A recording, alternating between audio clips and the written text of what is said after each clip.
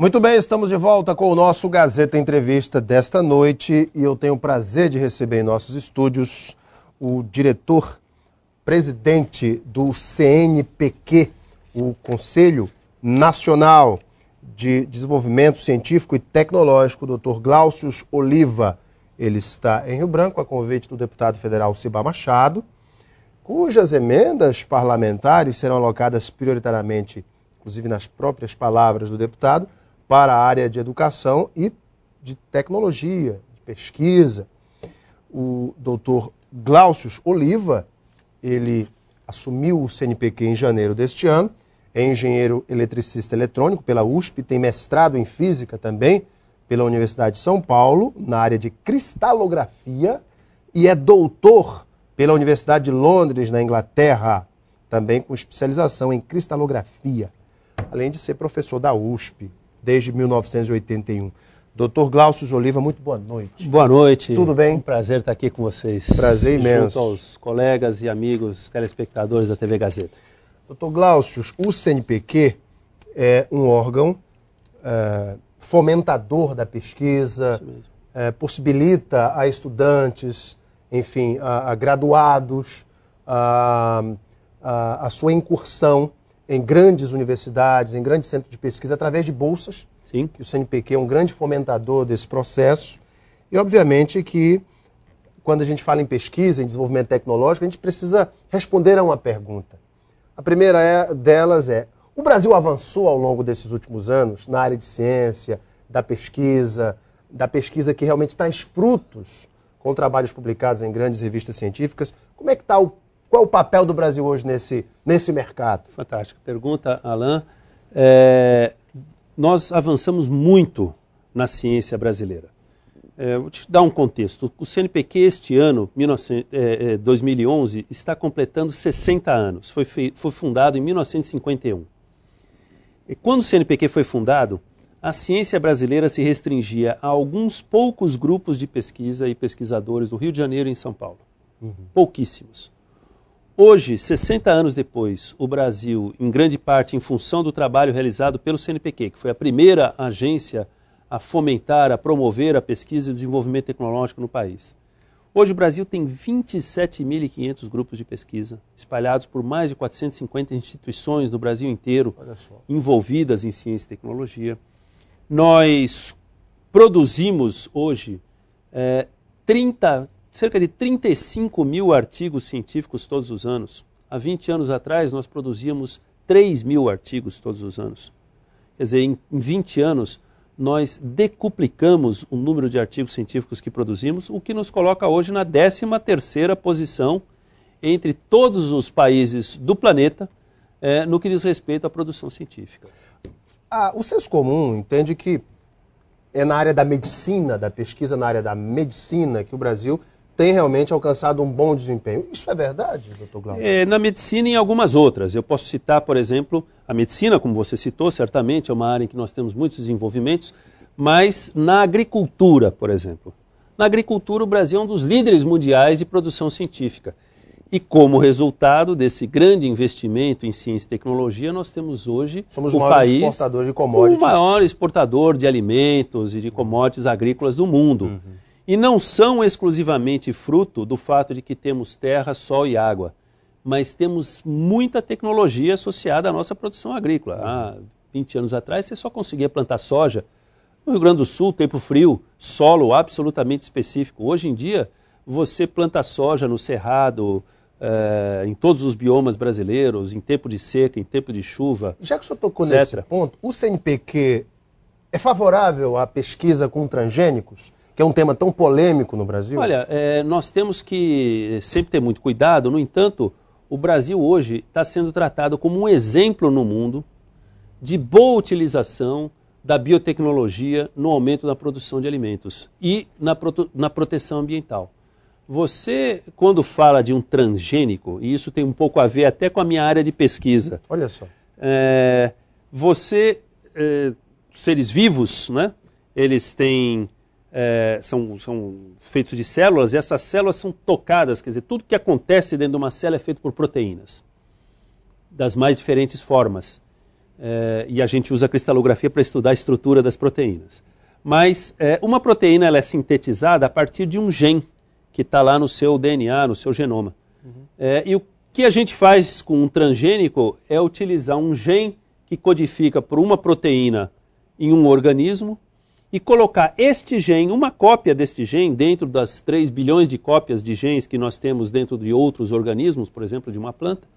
Você leva este gene para a planta. Uma coisa que acontece com muita frequência naturalmente. Todo programa de melhoramento genético, quando você faz melhoramento clássico, vai misturando pólen de uma planta com pólen de outra planta para fazer... É uma aceleração de um processo que a natureza faria no seu segmento normal. Com grandes vantagens, porque você pode, por exemplo, introduzir resistência a pragas e com isso reduzir a necessidade de usar agrotóxicos. E esse medo dos ambientalistas de que os organismos geneticamente modificados, os transgênicos, possam modificar, inclusive, os biomas, flora e fauna, que são, inclusive, dependentes desses enfim, ou alimentos, ou sementes, etc.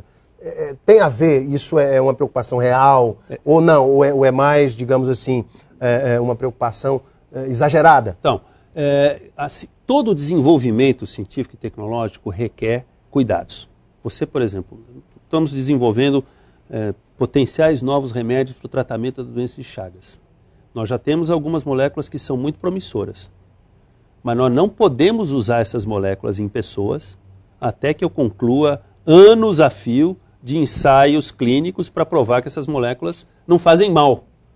Então tem gente hoje morrendo de doença de Chagas que talvez pudesse estar sendo salva com as moléculas que a gente está desenvolvendo.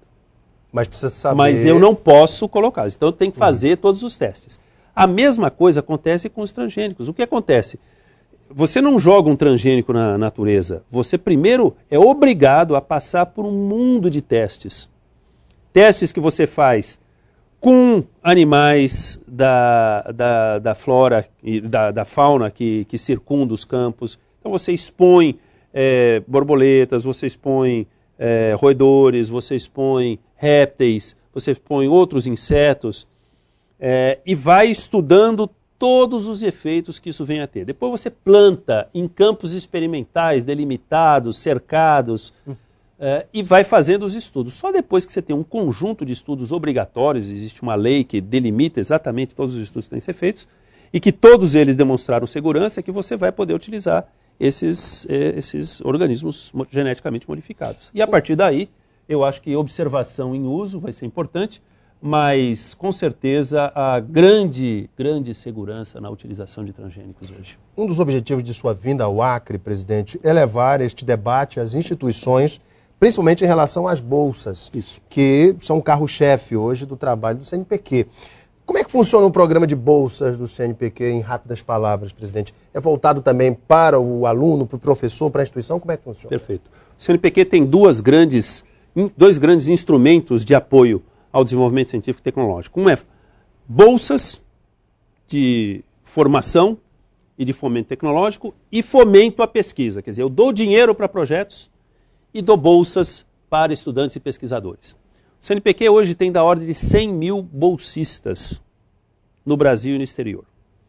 E nós apoiamos da ordem bolsas integrais. Bolsas de várias modalidades, desde a iniciação científica júnior, um aluno de ensino fundamental, ensino médio, que vai passar 2 tardes por semana dentro de um laboratório de pesquisa, misturando coisas, lavando vidraria, ajudando um pouquinho num projeto de pesquisa e com isso aprendendo, se motivando para a ciência e tecnologia.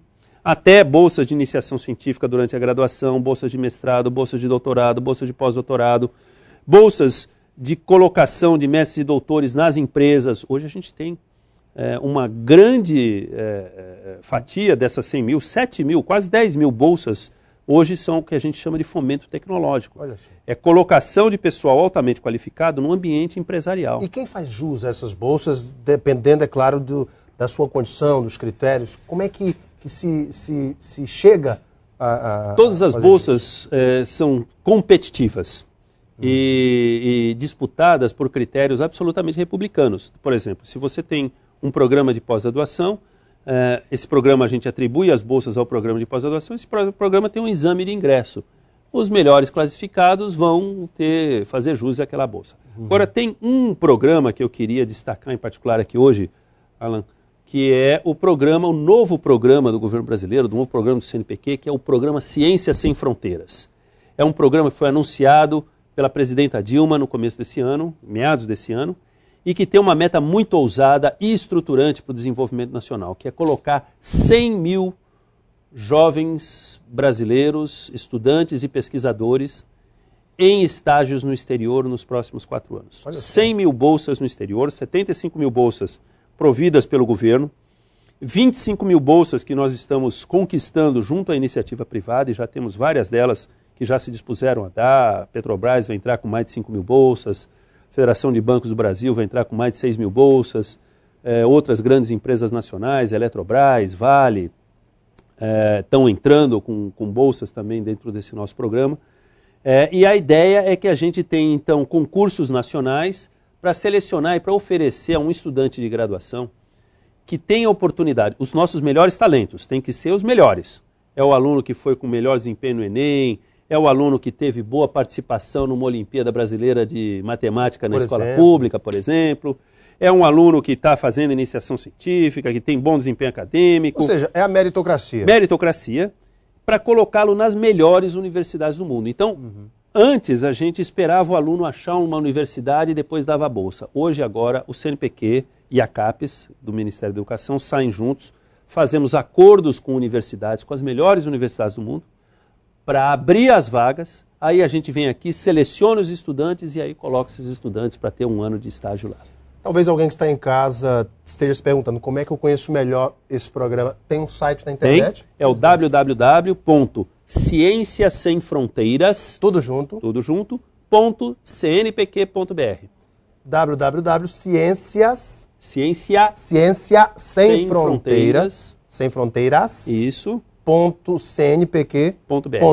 Se você entrar com uma pergunta Ciência Sem Fronteiras no Google, você vai achar também. Gente, eu conversei aqui com o presidente do Conselho Nacional de Desenvolvimento Científico e Tecnológico, o CNPq, Dr. Glaucius Oliva. Dr. Glaucius. No Dia da Ciência, exato, que será amanhã. Amanhã, dia 5 de novembro, Dia da Ciência. Que beleza. Dr. Glaucius, muito obrigado. Muito obrigado, Alan. Prazer imenso ter o senhor aqui. Prazer também. Para vocês de casa que nos acompanharam, muito obrigado pela sua audiência e carinho. Um beijo imenso a todos, fiquem com Deus no coração e até a próxima semana.